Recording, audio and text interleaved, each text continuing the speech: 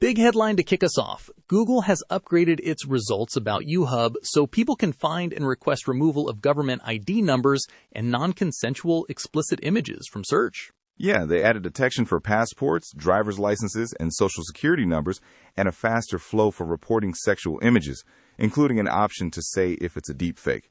They also surface links to emotional and legal support when you submit a request. That sounds useful, but I'm guessing there are catches. If someone needs Google to find their social security number, don't they have to hand that info over to Google first? Exactly. To trigger the searches, you submit contact details and the specific ID numbers, which raises a trade-off. You're trusting Google with more sensitive data to get the data delisted from search. It's remediation, not prevention. Are removed images gone entirely from the web? Not necessarily. Google can remove links from search and offer safeguards to filter similar results in search for you, but content can still be available via direct links or other search engines. It's an important tool, but not a silver bullet. Quick practical question. How do people use it for images? You can click the 3 dots on an image in search, choose Remove Result, indicate it shows a sexual image of you, say whether it's real or deepfake, and submit multiple photos at once. Google then shows support resources and lets you track the request in the hub. Helpful and complicated. Classic tech solution. Thanks. Let's move. Next up, the UK Competition and Markets Authority accepted a package of commitments from Apple and Google to make app reviews, rankings, and platform access fairer for developers. Right. It's a softer approach than the EU's Digital Markets Act, more of a negotiated pact than an immediate set of enforceable rules. The CMA will monitor compliance and can impose formal requirements if necessary. What do the commitments actually require? Both companies must ensure app reviews and rankings are fair, objective, and transparent, and mustn't discriminate against third-party apps that compete with their services. Apple also agreed to streamline how developers request access to iOS features, a nod toward interoperability. So, developers might get better access to platform features, but it's voluntary for now. Is there a timeline? The commitments are set to take effect on April 1st, pending a public consultation through March 3rd. The CMA said it will monitor metrics like approval rates, review times, and complaints, and could escalate if promises aren't kept. Sounds pragmatic, but I bet some critics will call it lightweight. They already have. The CMA is keeping enforcement powers in reserve, so it's a watch-and-wait approach rather than an immediate regulatory hammer. Good context. Onward to music tech. Big numbers from Spotify. 751 million monthly active users in Q4 2025 and 290 million premium subscribers.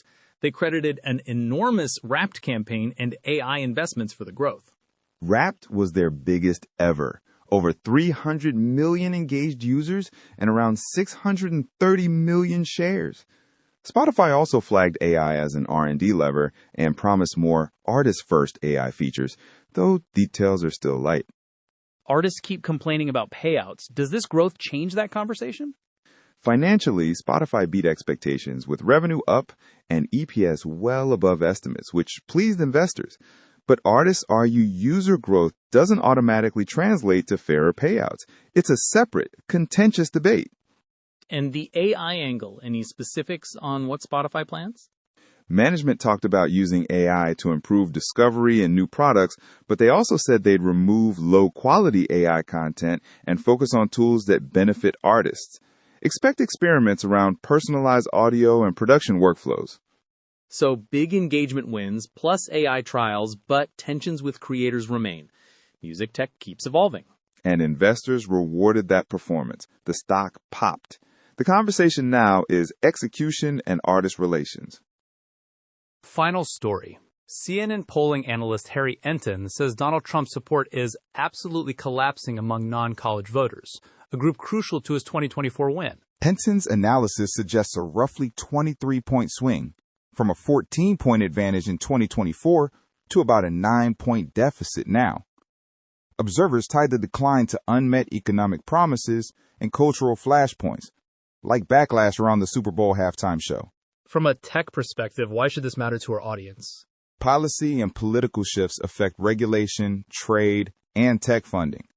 And public sentiment can influence platform moderation debates and ad markets. If a major voting bloc is shifting, it ripples into governance and industry priorities. Any signs this trend will stick? Polling averages show the drop, but politics is volatile. The CMA and other regulatory moves we discussed earlier could accelerate if public pressure changes. For now, it's a warning sign about the fragility of political coalitions. Heavy stuff to end on, but important. Thanks for breaking it down and keeping the banter light when the topics get intense. Always. Next week, we'll see which of these stories matures and what new surprises the tech world throws at us. The preceding audio summary was created at jesterengine.com, where you can find and verify the original sources.